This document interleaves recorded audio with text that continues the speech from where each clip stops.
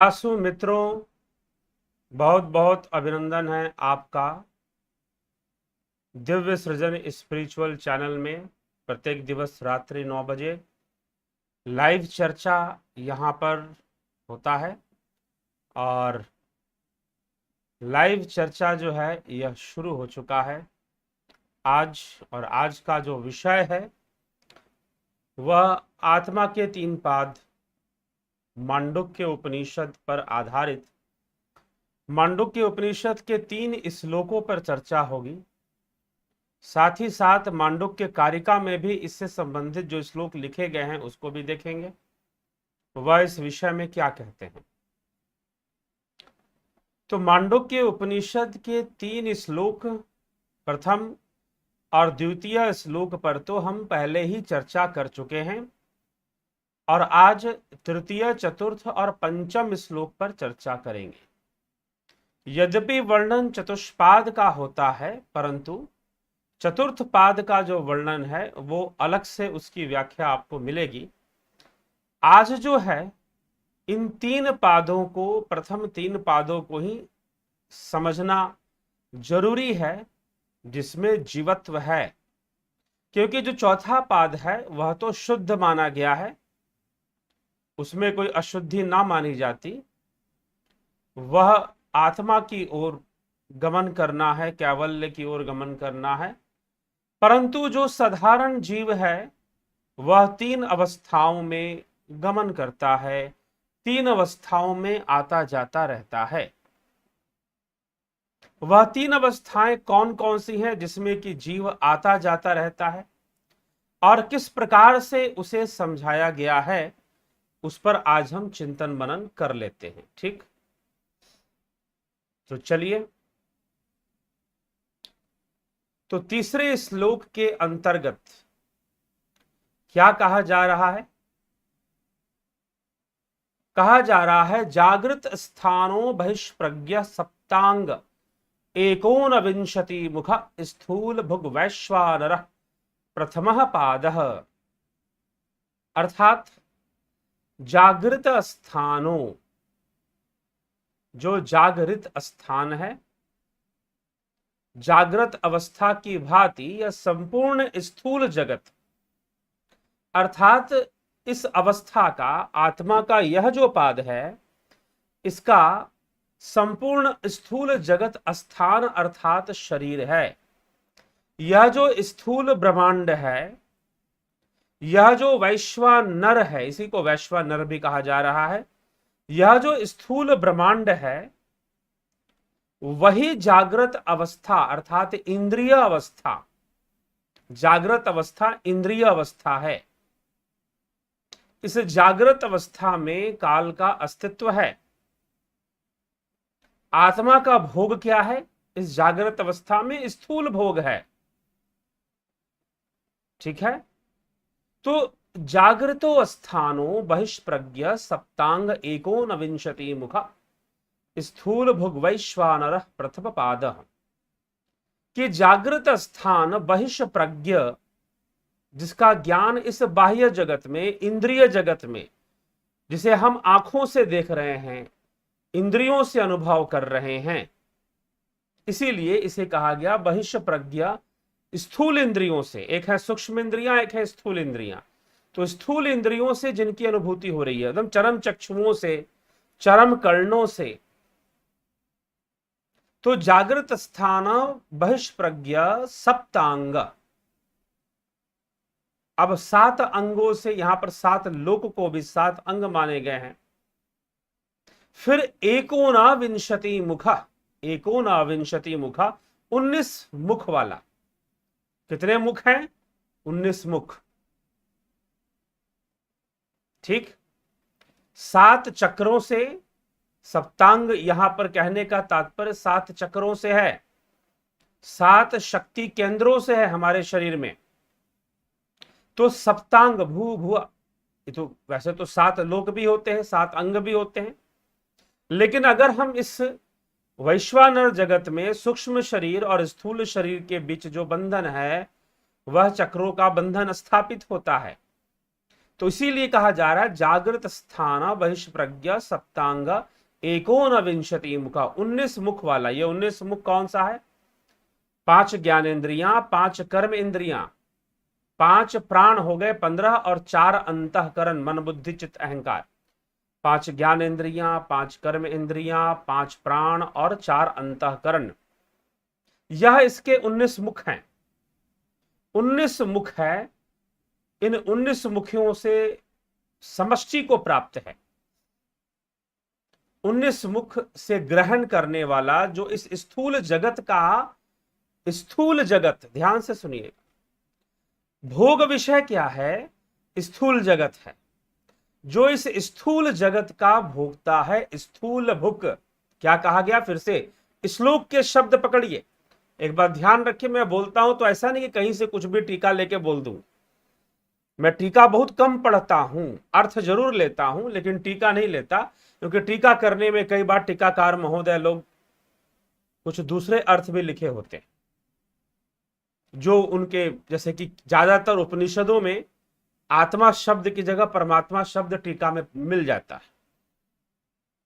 ताकि लोग समझते हैं कि भाई हाँ, ये परमात्मा को ही इंगित किया जाए, लेकिन आत्मा परमात्मा का भेद ना मानने के कारण ऐसा है। तो कहा जा रहा है जागृतो स्थानो बहिष्प्रज्ञ सप्तांग एकोनविंशति मुखा। जागृत स्थान, बहिष्प्रज्ञ, बाह्य प्रज्ञा, बाह्य विषय, इन आंखों से जो आप देख रहे हो, इन कानों से जो आप सुन रहे हो, ये जो चरम कर्ण है, चरम चक्षु हैं, चरम जिह्वा है, इनसे जो आप देख अनुभव कर रहे हो, सप्तांग, सप्तांग 7 अंगों से मुख्य रूप से, एकोनविंशति मुखा 20 मुख वाला, 20 मुखों से क्या करता है? स्थूल भुक, स्थूल वस्तुओं का भोग करता है। वैश्वानरः, वैश्वानर नाम का यह प्रथम पाद है, यह प्रथम पाद है। ठीक, तो एकोनविंशति मुखा, 5 ज्ञानेंद्रियां, 5 कर्म इंद्रियां, 5 प्राण और 4 अंतःकरण, यह एकोनविंशति मतलब 19 मुख वाला वैश्वानर पाद है, जिसमें कि स्थूल जगत का भोग होता है। किसका भोग होता है? स्थूल। आप भोजन भी करते हैं स्थूल, सारे विषयों को स्थूल के रूप में भोगते हैं आप, तो इसके भोग विषय स्थूल है, ना कि सूक्ष्म है। तो पहला पाद बताया गया, जहां पर आप शरीर में रहते हुए, स्थूल देह में रहते हुए, स्थूल इंद्रियों के माध्यम से जगत का अनुभव कर रहे हैं, इंद्रियों के, स्थूल इंद्रियों के माध्यम से। क्योंकि आगे ये इस बात पर मैं बार बार फोकस कर रहा हूं, यहां पर शब्द प्रयोग है स्थूल भुक वैश्वानरः, अर्थात स्थूल को भोगने वाला वैश्वानर, यह प्रथम पाद है। तो जीव की अवस्था को बताया जा रहा है कि आत्मा इन इन अवस्थाओं, इन इन चीजों का दृष्टा मात्र है। ठीक है, ये बाद में आएगा दृष्टा वाली बात, लेकिन इन इन अवस्थाओं से, इन पादों से वह आत्मा ही है, वास्तव में वह ब्रह्म ही है इन पादों के भीतर। तो यह प्रथम पाद है, वैश्वानरः प्रथमः पादः। आगे चलते हैं, आगे क्या कहते हैं? तो अब इसकी चर्चा देखिए, ब्रह्मसूत्र आदि में भी वैश्वानर की चर्चा आ जाती है। ठीक है, दूसरे वेदांत ग्रंथों में भी इसकी चर्चा आती है।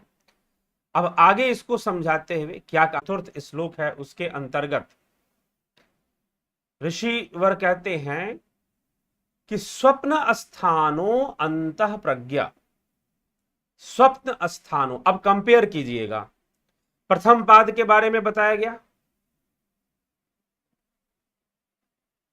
ठीक है।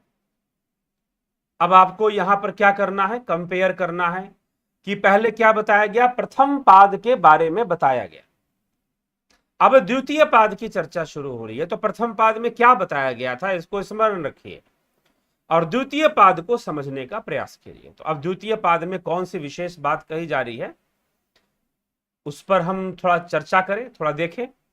तो चलते हैं, क्या कहा जा रहा है द्वितीय पाद में स्वप्न स्थानो अंतः प्रज्ञा सप्तांग एकोनविंशति मुखः प्रविविक्त भूक तेजसो द्वितीय पादः। ठीक, अब शब्द कितने कितने शब्द बदल गए ये देखना पड़ेगा कि कौन कौन से शब्दों में परिवर्तन आया है।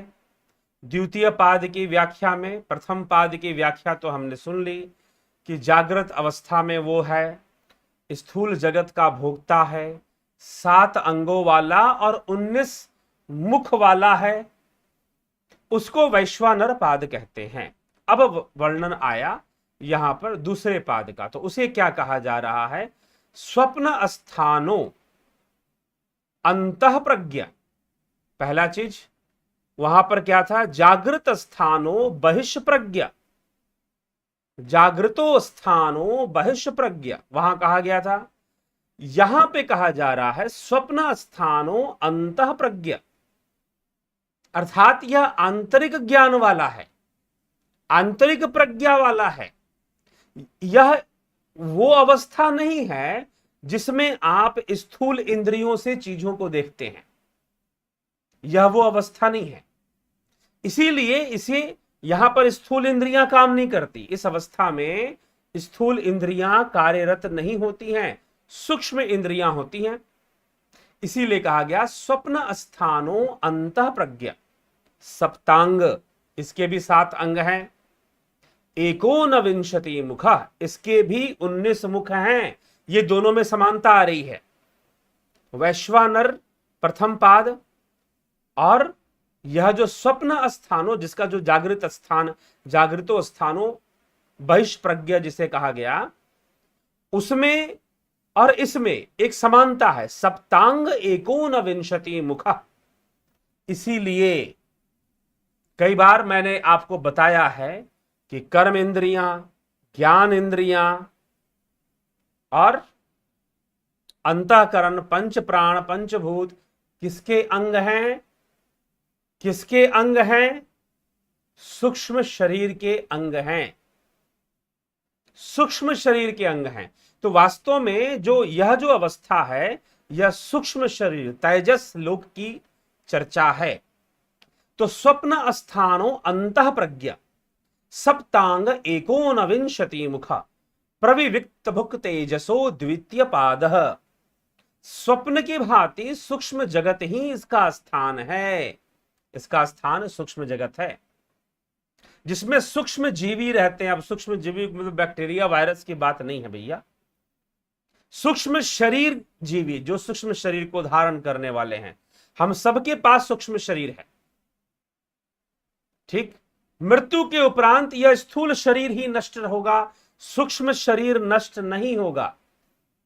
यह वैश्वानर जगत नष्ट होगा, लेकिन तेजस लोक हिरण्यगर्भ वह नष्ट नहीं होगा। तो स्वप्न स्थानो अंतः प्रज्ञा सप्तांग एकोनविंशति मुख प्रविविक्त भुक तेजसो द्वितीय पाद। अर्थात स्वप्न की भांति सूक्ष्म जगत ही जिसका स्थान है, अंतः प्रज्ञा जिसका ज्ञान संकल्प में सूक्ष्म जगत में व्याप्त है। इसका ज्ञान इंद्रियों का ज्ञान नहीं, बाह्य इंद्रियों का ज्ञान नहीं। इन चरम चक्षुओं से जो हम ज्ञान प्राप्त करते हैं वह इसका ज्ञान नहीं है। यह सूक्ष्म इंद्रियों से ज्ञान प्राप्त करता है।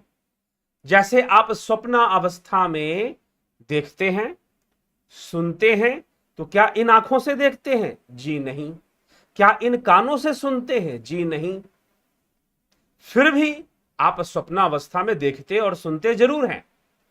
तो वहां कौन सी इंद्रिय काम कर रही है भाई? वही सूक्ष्म शरीर की तो इंद्रियां हैं। तो स्वप्न स्थानो अंतः प्रज्ञा सप्तांग एको, सप्तांग में यहां पर भी उसके 7 अंग और एकोन, क्योंकि जो चक्र है ना ये भी सूक्ष्म शरीर के अंग है। इसीलिए जो 7 चक्रों की जो चर्चा होती है मेडिकल साइंस उसे आज तक कभी ढूंढ नहीं पाई। तो सप्तांग एकोनविंशति मुख, 5 ज्ञान इंद्रियां यहां भी है, 5 कर्म इंद्रियां यहां भी है, पंच प्राण यहां भी रहेंगे, काम करेंगे, और साथ ही साथ अंतःकरण, ठीक ना, अंतःकरण भी यहां पर रहेगा। तो अंतःकरण तो रहेगा ही रहेगा, सूक्ष्म शरीर में रहता ही है अंतःकरण। तो एकोनविंशति मुखा सूक्ष्म जगत का भोक्ता प्रविविक्त भुक्त, प्रविविक्त भुक्त अर्थात प्रविविक्त भुक्त सूक्ष्म जगत का भोक्ता। अब एक और चीज किसी ने मुझसे पूछा था कि प्रेत योनि में जो जीव है वह भोजन क्या करता है, खाता पीता क्या है, देवता क्या खाते पीते हैं सूक्ष्म योनि में रहने वाले। तो प्रेत योनि में सूक्ष्म शरीरी जो है वह भी सूक्ष्म रूप से भोजन को ग्रहण करते हैं। जैसे प्रत्येक भोजन का, प्रत्येक वस्तु का भी सूक्ष्म रूप है, तो उसके सार तत्व को वो ग्रहण कर लेते हैं।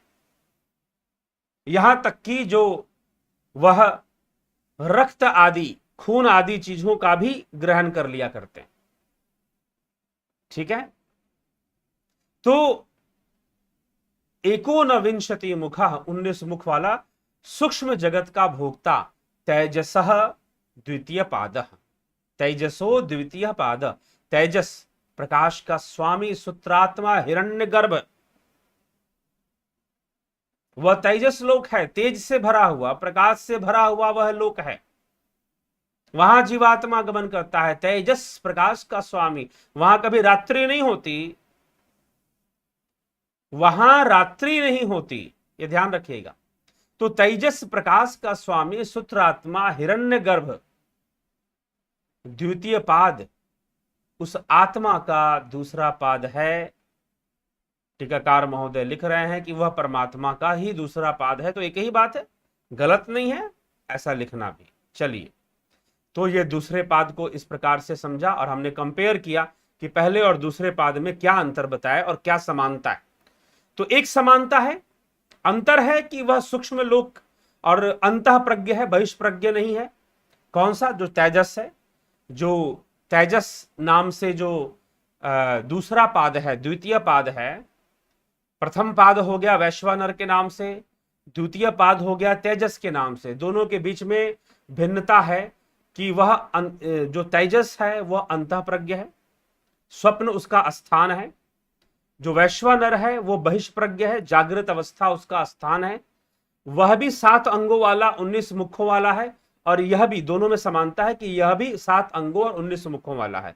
वह स्थूल भोक्ता है, यह सूक्ष्म भोक्ता है। सूक्ष्म विषयों का भोग करने वाला है, वह स्थूल विषयों का भोग करने वाला है। यह दोनों में अंतर और समानता पाई जाती है।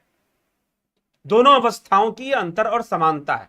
अब हम चलते हैं तीसरे पाद पर कि तीसरे पाद के बारे में क्या कहा जा रहा है, उस पर गौर किया जाए। चलिए, तो तीसरे पाद में महर्षि कहते हैं यत्र सुप्तो न कश्चन कामम कामयते न कश्चन स्वप्नम पश्यति तत् सुसुप्तम सुषुप्त स्थान एकीभूत प्रज्ञान घन एवा आनंदमयो हयानंद भुक्वेतो मुख प्राज्ञस्तृतीय पाद। अब तृतीय पाद की व्याख्या यहां पर आ जाती है। तृतीय पाद का वर्णन यहां पर किया जा रहा है, उसको समझिए क्या कह रहे हैं इस विषय में। तृतीय पाद, अब फिर कंपेयर कीजिएगा कि जागृत अवस्था वाले वैश्वानर पाद, प्रथम पाद, द्वितीय पाद में समानता और भिन्नता हमने देखी। अब तृतीय पाद के साथ क्या समानता और भिन्नता है, तृतीय पाद के साथ क्या समानता और भिन्नता है, उसे अब हम समझते हैं। ठीक, तो कहा जा रहा है तृतीय पाद के लिए यत्र सुप्तो न कश्चन कामम कामयति न कश्चन स्वप्नम पश्यति तत् सुषुप्तम सुषुप्त स्थान एकीभूत प्रज्ञान घन एवा आनंदमयो हयानंद भुक्चेतो मुख प्राज्ञस्तृतीय पाद। यत्र, जिस अवस्था में सोया हुआ किसी भी भोग की कामना नहीं करता, वहां भोग नहीं होता, अर्थात ना तो स्थूल भोग है जागृत अवस्था वैश्वानर पाद, वैश्वानर रूपी जो प्रथम पाद है उसमें हमने क्या सुना कि उसका भोग विषय स्थूल है, और स्वप्न स्थान वाला जो तेजस पाद है, तेजस लोक है, उसका भोग विषय सूक्ष्म है। पहले का स्थूल था, दूसरे का सूक्ष्म था, और यहां पर क्या कहा जा रहा है, कामम न कामयते, भोग की कामना नहीं करता। कौन सी अवस्था? जो सुषुप्त अवस्था है। सुषुप्त स्थान एकीभूतः, इसका स्थान, पहले का स्थान जागृत अवस्था, दूसरे का स्थान स्वप्न अवस्था, और तीसरा पाद है उसका स्थान कहा जा रहा है सुषुप्ति अवस्था। और इसमें यत्र सुप्तो न कश्चन कामम कामयते न कश्चन स्वप्नम पश्यति तत सुसुप्तम, कि जिस अवस्था में सोया हुआ किसी भी कामना को नहीं करता, कोई भी स्वप्न नहीं देखता, ना तो जागता है, ना स्वप्न देखता है, ना सूक्ष्म लोक में गमन करता है, ना स्थूल लोक में गमन करता है, ना ही सूक्ष्म लोक की कामनाएं रखता है, ना ही स्थूल लोक की कामनाएं रखता है, वह सुषुप्ति अवस्था, सुषुप्त स्थान, ऐसी सुषुप्ति की भांति जो जगत के प्रलय अवस्था अर्थात कारण अवस्था है, वही जिसका शरीर है एकीभूत, जो एक रूप हो रहा है प्रज्ञान घन, यह प्रज्ञान घन है, एवं जो एकमात्र घनीभूत विज्ञान स्वरूप है, आनंदमय ही, जो एकमात्र आनंदमय है, आनंद स्वरूप है, प्रकाश ही चेतो मुख, चेतना ही जिसका मुख है, चेतो मुख आनंद भुक, जो एकमात्र आनंद का भोक्ता है, प्राज्ञः, प्राज्ञः नाम का यह तीसरा पाद कहा गया है।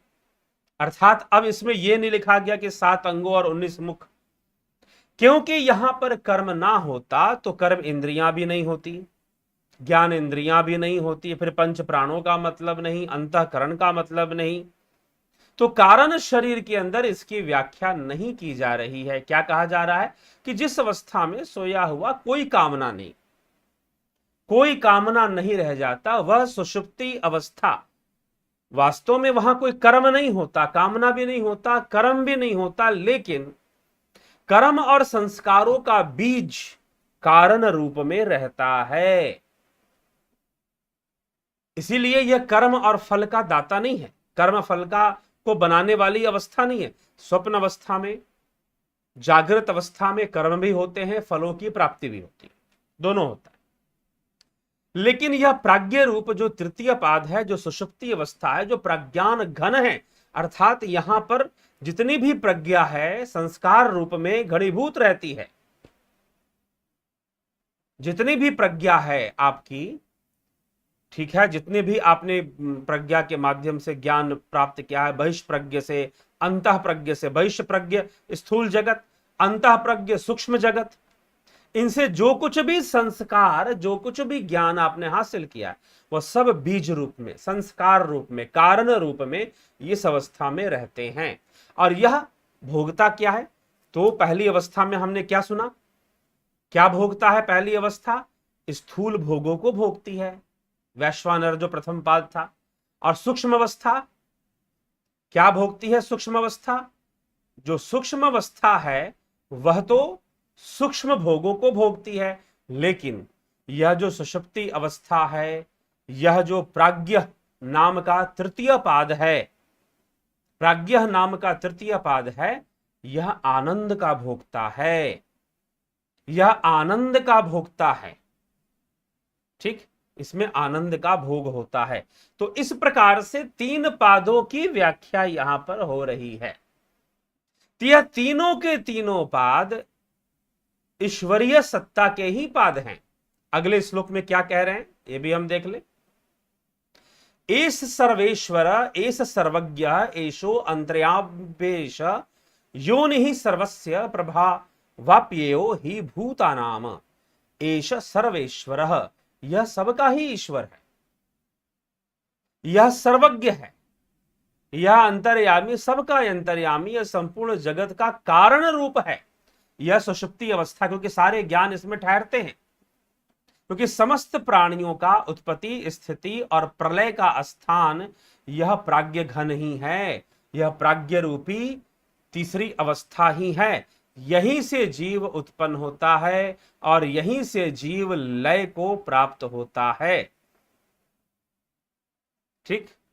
इसीलिए इस कारण अवस्था की यहां पर इस प्रकार से यहां कहा जा रहा है, इसमें जाता है और यहां से वापस लौटता है, ठीक है। जैसे रात्रि के समय जब हम सो जाते हैं तो एक तरह से हमारा प्रलय होता है और हम स्वप्नावस्था में जाते हैं पहले, फिर हम सुषुप्ति अवस्था में कुछ देर के लिए चले जाते हैं, जिसे आजकल डीप स्लीप कहते हैं। तो उस अवस्था में वो कारण रूप में हम चले जाते हैं और फिर वहीं से फिर हम जागते हैं, और जब जागते हैं तो पुनः पहले सूक्ष्म लोक में आते हैं, सूक्ष्म अवस्था में जो स्वप्नावस्था है उसमें आते हैं, और फिर हम स्थूल में आते हैं, डायरेक्टली वहां से नहीं आते। इसीलिए जब भी आप सोने जाओगे तो ज्यादातर सपने सोने के तुरंत बाद अथवा जागने से पहले दिखाई देते हैं, ठीक है, क्योंकि आप वहीं से जागते हो और वहीं से सोते हो, तो ये प्रक्रिया चलती है। तो यह विषय है। अब इसी विषय को और भी तरीकों से और भी श्लोकों से अपने आगम प्रकरण के अंदर महर्षि गौड़पाद ने वर्णन किया है, ठीक है, लिखा है। सृष्टि का भी इस विषय में विचार किया है, तो बताया है उसे। तो किस प्रकार से कहा है, कुछ श्लोकों के अंतर्गत उसे समझाने का प्रयास किया जा रहा है। तो आइए कारिका से, मांडुक्य कारिका, योगी गौड़पाद की कारिका से भी देखते हैं क्या कहा जा रहा है इसी विषय को समझाते हुए। तो वो कह रहे हैं अपने इस श्लोक के माध्यम से, चर्चा के माध्यम से, इन्हीं श्लोकों की चर्चा करते हुए जो मांडुक्य उपनिषद है, वास्तव में मांडुक्य कारिका मांडुक्य उपनिषद की ही व्याख्या है। तो वो अपने श्लोक में कहते हैं कि बहिष्य प्रज्ञो विभुर विश्वो ह्यंतः प्रज्ञस्तु तेजसः घन प्रज्ञस्तथा प्राज्ञ एक एवा त्रिधा स्मृता। विभु विश्व बहिष्य प्रज्ञ है, तेजस अंतः प्रज्ञ है, और तथा प्राज्ञ घन प्रज्ञ है। घन प्रज्ञ मतलब प्रज्ञान घन है। इस प्रकार एक ही आत्मा तीन प्रकार से कहा जाता है। थोड़ी सी उसकी व्याख्या कर रहे हैं वो, ताकि जो यहां पर जो श्लोक है मांडुक्य उपनिषद के अंदर, वो सीधे वहीं की बात कहता है, परंतु मांडुक्य कारिका उसको सरल बनाने के लिए उसकी व्याख्या करते हुए क्या कहती है, और महर्षि गौड़पाद इसको क्या लिखते हैं, बहिष्य प्रज्ञो विभुर विश्वो हयंतः प्रज्ञस्तु तेजस घन प्रज्ञस तथा प्राज्ञ एक एव त्रिधा स्मृति।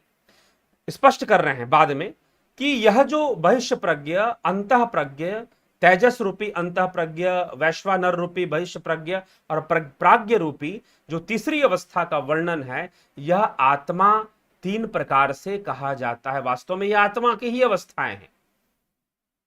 फिर वो कहते हैं दक्षिणाक्षी मुखे विश्वो मनस्यंतस्तु तेजस आकाशे च हृदय प्राज्ञस्त्रिधा देहे व्यवस्थितः। दक्षिण नेत्र रूप द्वार में विश्व रहता है, अर्थात आत्मा के लिए दक्षिण रूप नेत्र द्वार में विश्व रहता है, जो कि माइक है इंद्रियों के होने के कारण।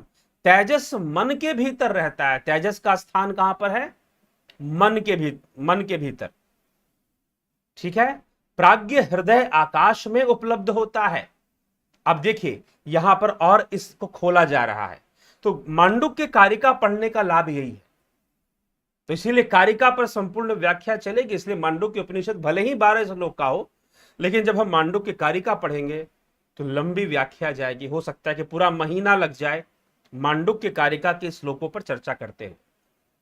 तो अब वो स्थान बता रहे हैं महर्षि गौड़पाद कि इनका स्थान कहां कहां पर है।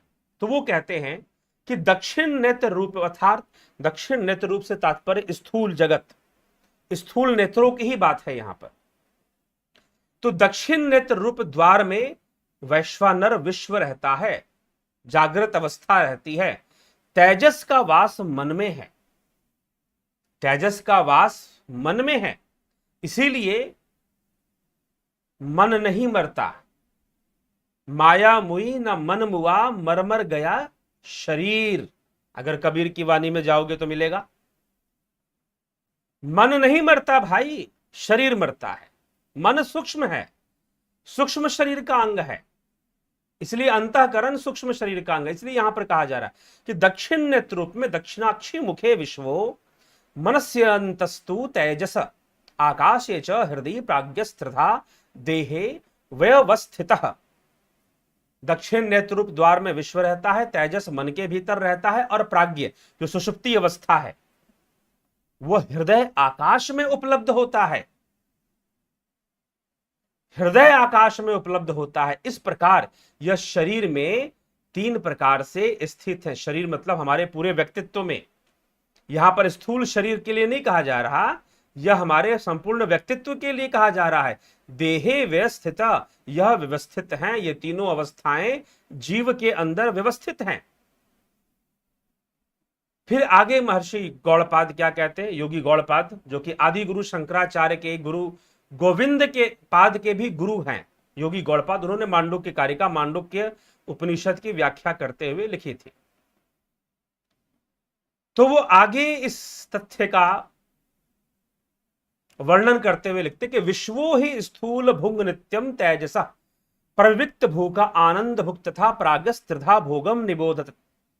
विश्व सदा जो वैश्वानर है उसमें सर्वदा स्थूल पदार्थों का भोगने वाला है, तेजस सूक्ष्म पदार्थों का भोगता और प्राज्ञ आनंद का भोगता है, आनंद का भोगता है।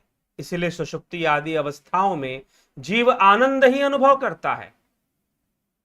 तो जो प्राज्ञ है वो आनंद का भोगने वाला है। इस प्रकार इनका तीन तरह का भोग भी वर्णन किया गया है। फिर वो लिखते हैं स्थूलम तर्पयते विश्वम प्रविक्तम तु तेजसम आनंदश्च तथा प्राज्ञम त्रिधा तृप्तिम निबोधत। स्थूल पदार्थ विश्व को तृप्त करता है, सूक्ष्म तेजस की तृप्ति करने वाला है तथा आनंद प्राज्ञ की। इस प्रकार इनकी तृप्ति भी तीन प्रकार से है। स्थूल पदार्थ वैश्वानर जागृत अवस्था को तृप्त करेगा, स्थूल पदार्थ जो है ना, स्थूल भोग जागृत अवस्था को तृप्त करेगा, और जो सूक्ष्म पदार्थ है वह सूक्ष्म अवस्था को तृप्त करेगा, और जो आनंद है वह प्राज्ञ अवस्था को ही तृप्त करेगा। त्रिषु धामसु यद भोज्यम भोक्ता यस्य प्रकीर्तितः वेदैत दुभयम वस्तु स भुंजानो न लिप्यते। जागृत स्वप्न और सुषुप्ति इन तीनों स्थानों में जो भोज्य और भोक्ता बतलाए गए हैं, इन दोनों को जानता है, वह भोगते हुए भी उनसे लिप्त नहीं होता। अर्थात आत्मा इन अवस्थाओं का दृष्टा होते हुए भी इन अवस्थाओं में लिप्त नहीं होता। प्रभव सर्व भावनाम सतामीति विनश्य सर्वजनयति प्राणश्चेतो अशुन पुरुषः पृथकः। यह सुनिश्चित बात है कि जो पदार्थ विद्यमान होते हैं उन्हीं सबकी उत्पत्ति हुआ करती है। स्थूल अवस्था में स्थूल की ही उत्पत्ति होती है भैया। जब आप स्थूल अवस्था में होते हो तो आपके माध्यम से अगर कुछ उत्पन्न भी होगा तो स्थूल होगा। सूक्ष्म लोक में जो सूक्ष्म जीवी हैं, सूक्ष्म शरीर स्वप्नावस्था, उसमें सूक्ष्म की ही उत्पत्ति होगी। मान लो कि आप स्वप्न अवस्था में कोई काम कर रहे हो, आप भोजन बना रहे हो। जैसे कथा आती है कि राजा जनक को बड़ी भूख लगी थी, तो उन्हें कहीं से दाल चावल के दाने मिल गए तो खिचड़ी बनाने बैठ गए थे, भूख लगी थी बहुत तेज, स्वप्नावस्था में। तो जब आप स्वप्नावस्था में भोजन बना रहे हो तो वो भोजन भी तो सूक्ष्म ही होगा ना, वो स्थूल जगत वाला दाल चावल तो होगा नहीं।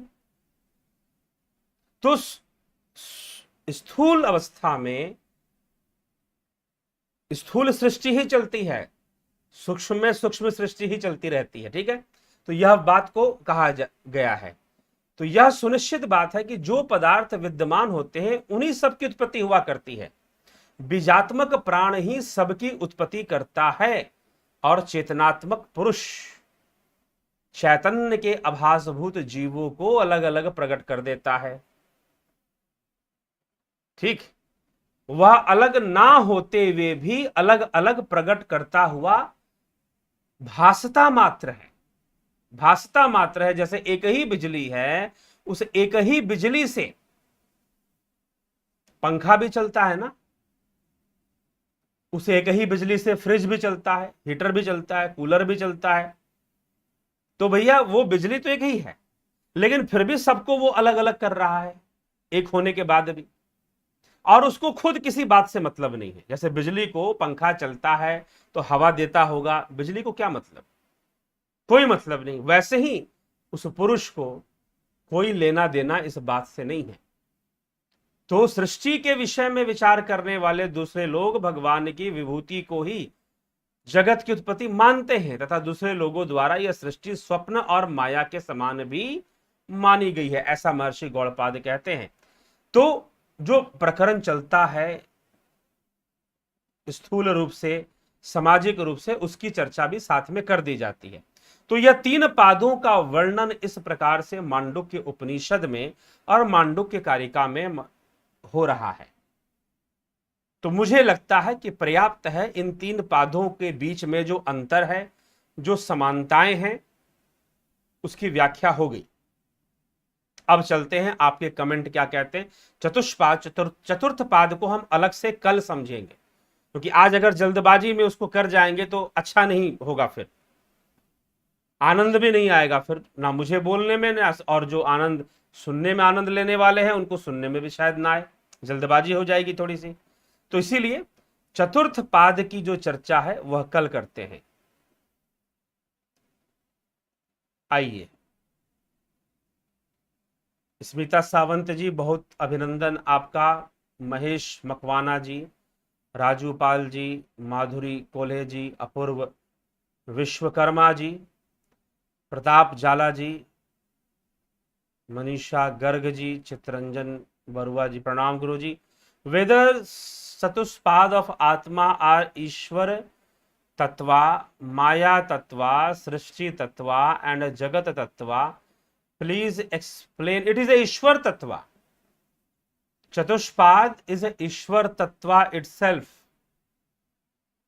Okay? Because everything is coming in existence due to Ishwar Tattva, due to Brahman. Even Maya is the Vivarta, manifestation of Brahman. But इसीलिए अभी जो मैंने कहा अंतिम श्लोक में मैंने क्या पढ़ के सुनाया कि विभूतिम प्रसवम त्वन्वे मन्यते सृष्टि चिंतका स्वप्न माया स्वरूपेति। सृष्टि ये विकल्पिता, सृष्टि के विषय में विचार करने वाले जो दूसरे मत हैं, जो दूसरे लोग हैं, वह भगवान की विभूति को जगत की उत्पत्ति मानते हैं तथा दूसरे लोगों द्वारा यह सृष्टि स्वप्न और माया मानी गई है, दूसरे लोगों के द्वारा। लेकिन यह मांडुक्य उपनिषद का मत है। मांडुक्य उपनिषद माया की बात नहीं कर रहा, मांडुक्य उपनिषद कह रहा है कि 3 अवस्थाएं हैं। एक है जागृत स्थान की अवस्था जिसे वैश्वानर का, एक है स्वप्न अवस्था स्थान की अवस्था जिसे तेजस का, और एक है सुषुप्त स्थान की अवस्था जिसे प्राज्ञ कहा गया। तो यहां पर जागृत और स्वप्न वाली जो अवस्था है इसे दूसरे विद्वान माया भी कहते हैं। ऐसा वर्णन गौड़पाद ने अपनी मांडुक्य कारिका में किया है। ठीक है, तो Brahman, everything is coming in existence due to Brahman, therefore this world is chatushpad is Ishwar tattva. Okay, it is coming in the form of Maya through the Ishwar Tattva. It is the manifestation, it is the sensual world. Sensual world. What is Maya Srishti? Maya Srishti is a sensual world. World of senses, external senses, world of these eyes, mortal eyes, world of ears. Whatever we perceive through this mortal eyes, that is माया तत्व, इंद्रिय तत्व, ऐन्द्रिक जगत, mic जगत। ठीक, सृष्टि tattva, srishti tattva, it is the Mandukya Upanishad explain that in a sthula, in jagrat avastha स्थूल भोग is present and a स्थूल सृष्टि is going on. वैश्वानर जगत में प्रथम पाद जागृत अवस्था, वैश्वानर, स्थूल भोक्ता, ये बताया गया, ये कहा गया। That is explained in that state of jagrat avastha, Vaishvanara avastha, only sthul creation is going on.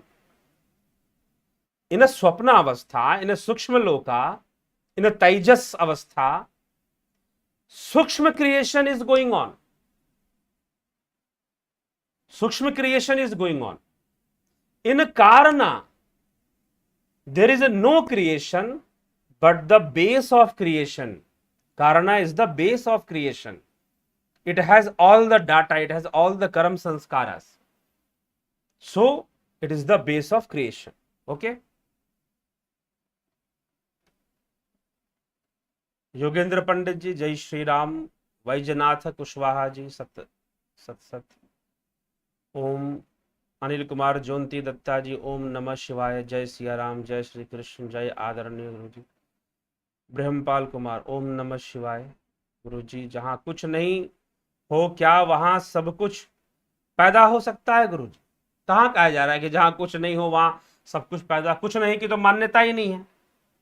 वेदांत में या योग में भी कुछ नहीं की मान्यता नहीं है। इसीलिए तो ब्रह्म की व्याख्या आती है, शून्य की व्याख्या नहीं आती। क्यों? जहां कोई कुछ भी नहीं है वहां से कुछ कैसे आ जाएगा? ठीक है, यही भेद है बौद्ध मत में और वेदांत मत में, अद्वैत वेदांत मत में। मांडुक्य उपनिषद अद्वैत का आधार है, अद्वैत मत का आधार माना गया है। तो बौद्ध मत में और अद्वैत सिद्धांत में यही भेद है। वहां कहा जाएगा शून्य, इट मीन्स नथिंग। यहां कहा जाएगा ब्रह्म, ब्रह्म मीन्स एवरीथिंग। तो something cannot come from nothing, therefore we can't call it shunya. It is called Brahma by Upanishads. It is everything. So lot of coming from this thing, we call it Brahma, omnipresent. तो सब कुछ पैदा हो सकता है? जी नहीं, ब्रह्म सब कुछ है, इसलिए वहीं से सब कुछ पैदा होता है। ओम तत्सत। आदि सिन्हा जी, गुरु जी, योग माया या भोग माया में क्या डिफरेंस है? भोग माया माया रूपी सीढ़ी है, उस सीढ़ी पर उतरोगे तो भोग माया है, उस सीढ़ी पर चढ़ोगे तो योग माया है। ठीक, माया तो एक ही है। अगर उसका दुरुपयोग करोगे भोगों को भोगने में, भोगों में लिप्त रहने में, तो भोग माया है। अगर उसी माया का सदुपयोग करोगे योग मार्ग पर आगे बढ़ने में, तो योग माया है। ठीक, तो भगवान इस धरती पर अगर आते भी है तो श्री कृष्ण ने कहा योग माया से आता हूं मैं, मतलब योग बल से आते हैं, योग शक्ति से आते हैं। ठीक है, जय श्री कृष्ण जी। संदीप मिश्रा, जय गुरुदेव। Bapu Dham ji, please send complete details of Jupiter course, its duration, whether it is totally based on Patanjali sutras or any other Western culture is also. No Western culture is involved in it. It is based on Patanjali Yoga Sutras. Sadhana is based on. No Western philosophy or no Western style is accepted in these practices. Only Jupiter and moon is the name of membership. Sorry, Jupiter and sun is the name of membership. Okay,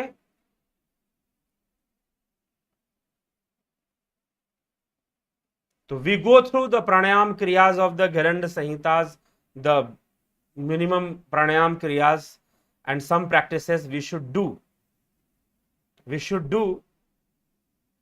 to get in the deep meditation. Therefore you practice the guided meditation, transcendental atendriya dhyan sadhana, pranav sadhana, amrit sadhana. Okay, only these things are there in the practices. When you will go through the healing practices, then there are some healing practices are involved. It has also the base of Indian concept. Okay, not the Western concept. रचना प्रणाम सज, हरिओम। मनीष पटेल जी, गोपाल शर्मा जी, सूक्ष्म जगत की सभी बलिष्ठ योनियां प्रकृति को ही माध्यम होने से उन्हें श्रद्धा पूर्वक समर्पण साधक के लिए क्या प्रगति कारक ही है? सूक्ष्म जगत की बलिष्ठ योनियां प्रकृति को ही माध्यम होने से उन्हें श्रद्धा पूर्वक समर्पण साधक के लिए क्या प्रगति कारक है? साधक के लिए प्रगति कारक है, उन्हें श्रद्धापूर्वक समर्पण। उनको क्या समर्पण करना है? हाँ, वो सहयोगी हो सकती हैं, लेकिन समर्पण वास्तव में नहीं होता है, सहयोग हो सकता है। How many have realized their self by this program and please provide contact number of any of them. I want to know details before deciding to join. Many have joined. Okay, someone can tell you who have joined about the techniques. Here I can't say anyone names, but many people presently online this time who have joined, and some are practicing and some have completed the practice. Okay, some have completed the practice. You can ask them. I can't give you the proper number. I will ask to them first. भाई, आपको हम किसी का number अपनी मर्जी से नहीं दे सकते ना। हम उनसे पूछ कर देंगे कि भाई आपको कोई आपत्ति तो नहीं है देने में, तो हम आपको देंगे। ठीक है, तो इसलिए क्योंकि डिटेल्स जितनी भी लोगों के, इसीलिए बहुत सारे कोर्सेस ऑनलाइन चलती हैं जिसमें ग्रुपिंग होती है। ऑनलाइन बहुत सारी कोर्सेस चलती हैं जिसमें ग्रुपिंग होती है, जिसमें लोग व्हाट्सएप ग्रुप बनाते हैं। पहले एक बार यहां पर भी प्रयास किया गया है इस तरह का, लेकिन फिर बाद में कुछ लोगों ने कंप्लेन किया कि कोई एक घटना छोटी सी ऐसी घट गई जिसमें कि लोगों ने कंप्लेन किया कि जब आप व्हाट्सएप ग्रुप बना देते हैं तो फिर सबका नंबर सबके पास चला जाता है, और हम नहीं चाहते, हम आपसे जुड़ना चाहते हैं, हम प्रैक्टिस करेंगे, जो दिक्कत होगा आपसे पूछ लेंगे, लेकिन सबके पास हमारा नंबर जाए और कोई व्यक्ति हमें पर्सनली कांटेक्ट कर दे, वो ठीक बात नहीं। तो वो फिर हमें करना पड़ा, वो उसको रोकना पड़ा। और अब जो कोर्सेस चलती हैं वो पर्सनली चलती हैं, हम कोई ग्रुप कोर्सेस नहीं चलाते। जिसने ज्वाइन किया उसको उसके ढंग से उसको मिलता है। तो यही बात है, और ठीक है। जगत नारायण जी, परम पूज्य, हाँ जी, अभिनंदन आपका। गोपाल शर्मा जी, किरण शर्मा जी, इफ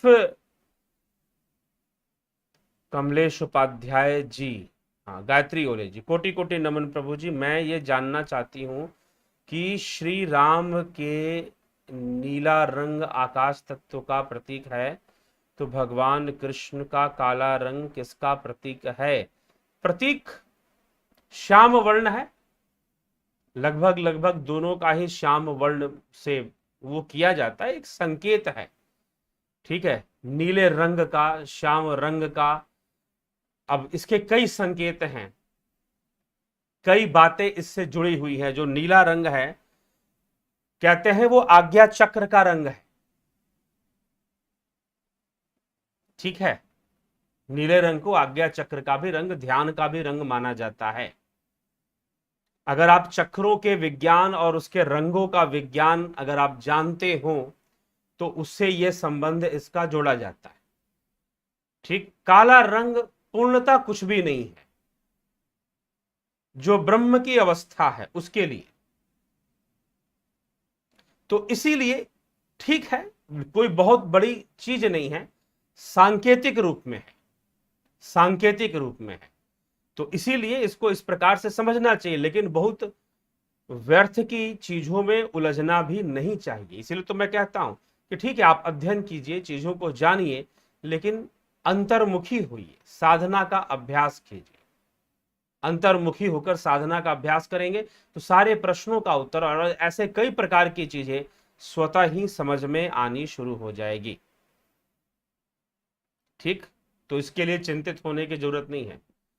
गुरुजी, अर्भक के स्थूल शरीर में जीव यानी सूक्ष्म शरीर कब प्रवेश करता है? कृपया प्रकाश डालने की अनुकंपा करें। सूक्ष्म शरीर कब प्रवेश करता है? देखिए, यह विषय जो है, सूक्ष्म शरीर कब प्रवेश करता है, जब शरीर का निर्माण मां के गर्भ में उस सूक्ष्म देह के लिए प्रवेश करने लायक हो जाता है, जब वह भोग युक्त हो जाता है, जब वह बालक भोग करने लग जाता है मां के शरीर में, और भोग कैसे शुरू करेगा? जब वो भोजन करने लग जाता है मां के गर्भ के अंदर ही, जब वह श्वास लेने लग जाता है मां के गर्भ में, तभी योग्य उसका शरीर इतना विकसित हो जाता है, तब जीवात्मा उसमें प्रवेश कर जाती है। ठीक है, सूक्ष्म शरीर उसमें प्रवेश कर जाता है। तो यही वही वो समय होता है। अब आप पता कर लो कि किस महीने में ऐसी अवस्था बन जाती है। ठीक,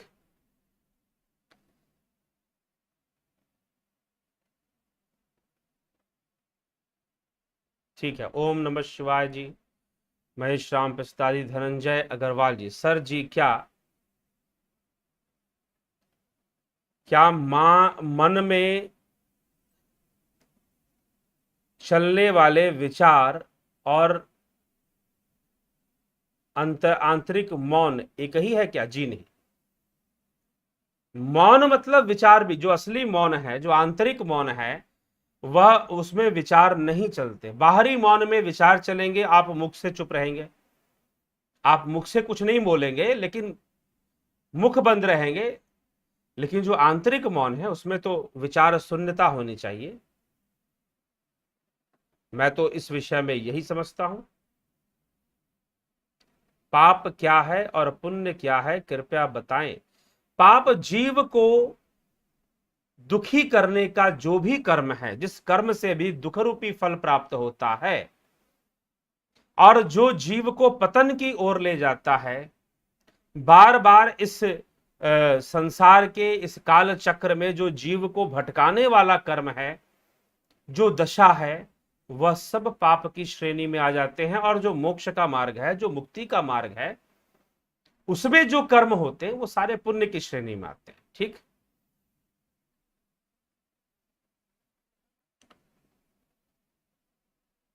तो इस प्रकार से बताया गया है। जैसे अग्नि में तपाने और गलाने से धातुओं का मल नष्ट हो जाता है, वैसे ही प्राणों के निग्रह से, प्राणायाम से प्राणों का मल भी नष्ट होता है। बिल्कुल सही बात। क्या आदमी मरने के बाद भी विचार शून्य नहीं होता? जी नहीं। विचार शून्य हो जाता तो फिर तो मरना ही सब कुछ है, योग साधना करने की जरूरत क्या है? कमल चांद और ज्यादा अशांत हो जाता है, क्योंकि उसका शरीर छूटता है। बलदाव नाथ योगी जी, जयंती भाई पटेल जी, प्रणय चटर्जी जी, प्रणाम जी। अवनी भट्टाचार्य जी, ओम तत्सत। धनंजय अग्रवाल जी, ध्यान में जब हम होते हैं तो विचार चलता है, लेकिन कोई बोलता है रहता है कि वो कौन है? मन है ना, मैं हूं, मन ही है। विचार जहां चलता है, मैं तो एक अहंकार की अवस्था है, जो सबको बनाए हुए, सारी व्यवस्था को बनाए हुए है, तो वो मन ही। ठीक, जहां विचार चलता है, जब ध्यान सिद्ध होगा तो विचार नहीं चलेगा। लीगल वेज, ज्योति राधे, स्मिता सावंत, तीसरी अवस्था ही सदचिदानंद अवस्था है? नहीं, तीसरी अवस्था सदचिदानंद अवस्था नहीं है। अभी सतचिदानंद अवस्था आने वाली है, उसकी व्याख्या कल पढ़ेंगे, कल सुनेंगे। वो बस आनंद की अवस्था है। ठीक, उसको आनंद तक ही कहा गया है, क्योंकि उसमें जितने भी कर्म इंद्रियां, ज्ञान इंद्रियां, सब रुक जाती हैं। रुक जाने के कारण सब आराम की अवस्था में चली जाती हैं, तो सब की सब वहां से ऊर्जावान हो जाती हैं। फिर सुषुप्ति का जो आनंद है उसके लिए कहा गया तीसरी अवस्था सतचिदानंद नहीं है।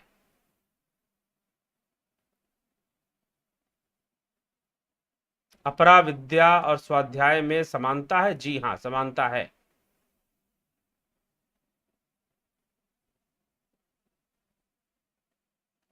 सर जी, क्या पशु या अन्य किसी प्राणी में मन होता है क्या? मनुष्य को छोड़ के, क्योंकि अगर नहीं होता है तो यह सब क्यों नहीं एंटाइटलमेंट हो पाते हैं? पशु या अन्य किसी में मन, हाँ जी, मन तो सब में ही होता है।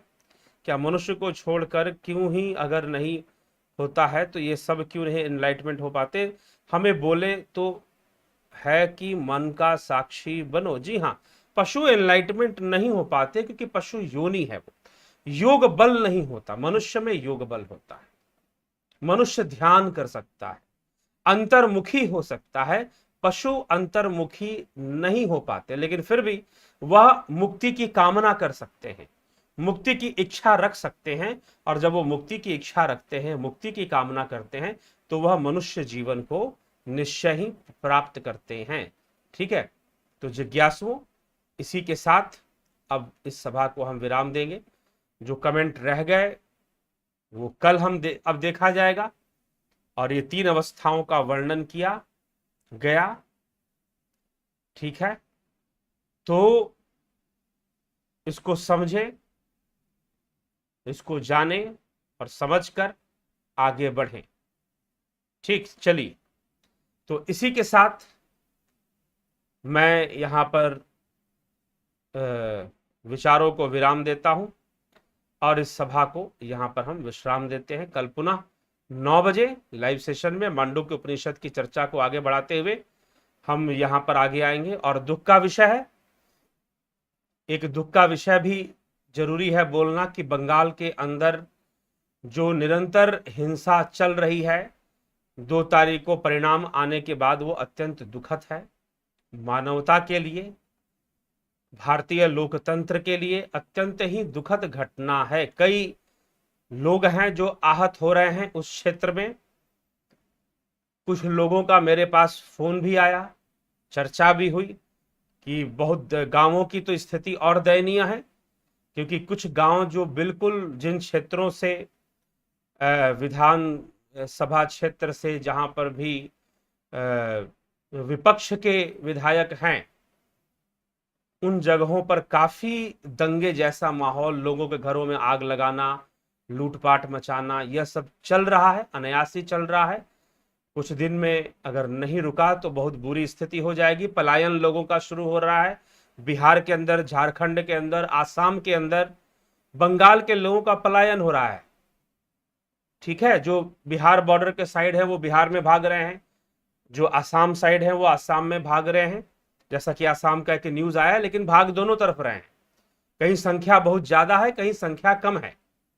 ठीक है, तो इस तरह का यह होना वास्तव में इस देश के संविधान पर और लोकतंत्र पर भी प्रश्न तो उठा ही देता है, क्योंकि संविधान के अंदर क्या ऐसा विधान नहीं है जो ऐसी परिस्थिति को रोक सके? अगर नहीं है तो निश्चय ही पर संविधान पे प्रश्न आ जाता है।